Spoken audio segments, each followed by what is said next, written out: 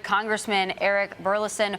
Congressman, we were going to have you on a different topic, but now we've got you, of course, to react to some of this breaking news. Can you give us your initial reaction when you saw, yet again, we don't know motive, we don't know everything, but more disturbing news that we've got shots fired near the White House?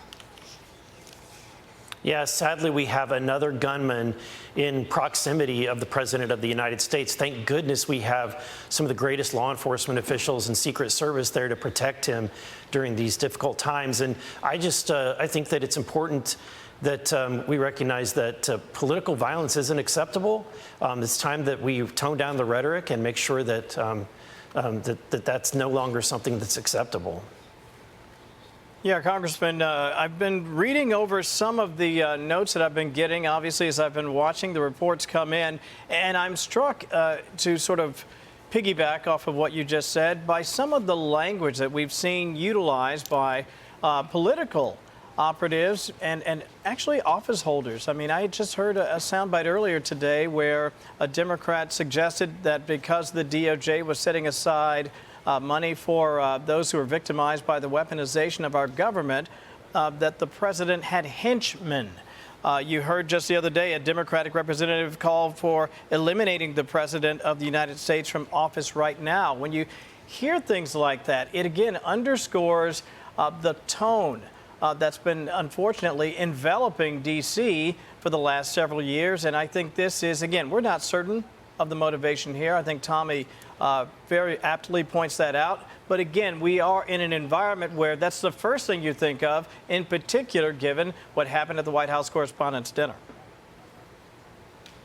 That's right. And look, there's shootings that happen in Washington, D.C. often. It's just the nature of that being a large city, but not generally in that location, especially at the corner of the White House. That begs the question, was this politically motivated? It likely was politically motivated.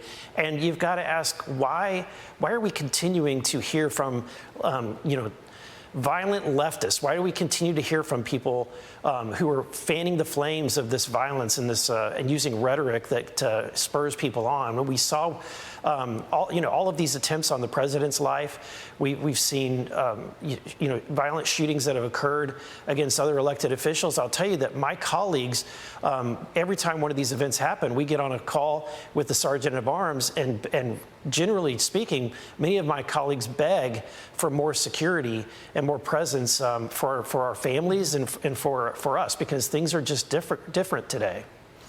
Congressman, it's Alicia Acuna here.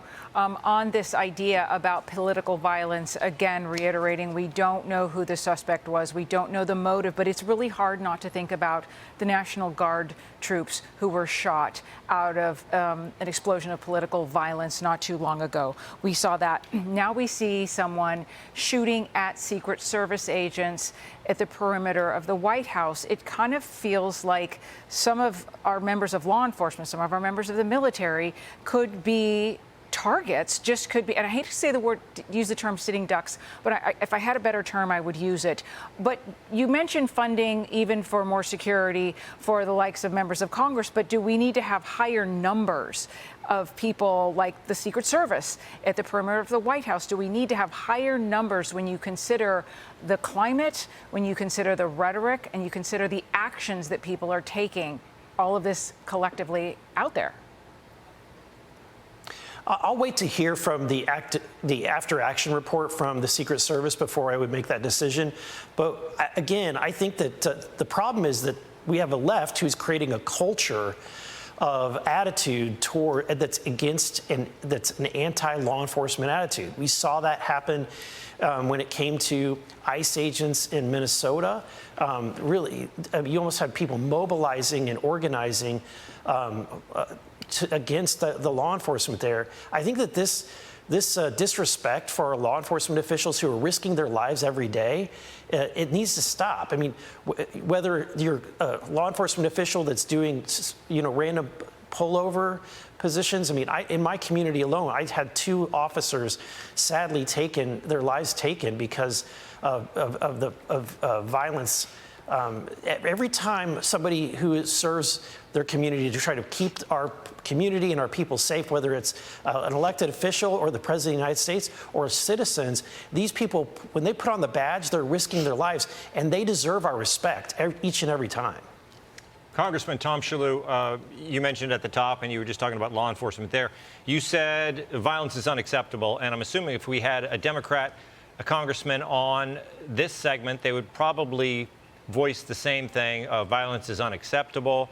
And this usually happens after a situation like this. Then a day later, if you talk to a Democrat, they say violence is unacceptable, and this is what we have to do about it, gun control. They usually go to gun control. Sometimes they talk about defund the police. Those are their kind of issues.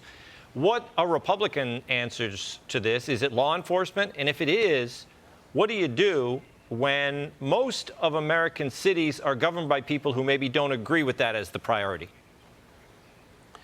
Yeah, I think, Tom, I live in Southwest Missouri. Every time I come back home, I feel much safer. I mean, we have very few restrictions on firearms. Missouri is a constitutional carry state. I was the lawmaker that passed that. So as long as you're a law-abiding adult, you can carry a firearm without a permit in the state of Missouri. And everyone feels much more safer here, I assure you, than in cities like Washington, D.C., where they have very strict gun control laws. So, look, clearly that law didn't protect or didn't stop this individual from trying to commit violence in Washington, D.C. So I think the answer really, honestly, is let's empower the good guy with the gun to be able to stop or hinder any kind of violence that might occur.